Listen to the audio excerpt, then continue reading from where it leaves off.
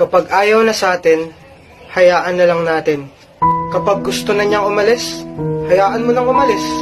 Kapag gusto na niyang bitawan ka, hayaan mo na lang siyang mawala. Oo, alam ko mahirap kasi mahal mo pa. Pero hindi mo ba naisip na mas mahihirapan ka pa kapag pinagpilitan mo yung sarili mo sa taong ayaw naman na?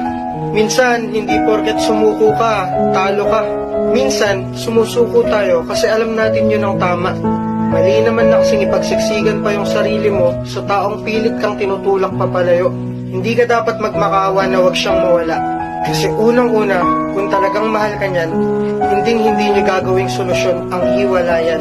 Kaya ikaw, kung alam mong isa mo na lang lumalaban para sa relasyong akala mo'y walang hangganan, kung alam mong ikaw na lang yung nagmamahal sa inyong dalawa, huwag mo lang hayaan yung sarili mo na magmukha pang tanga.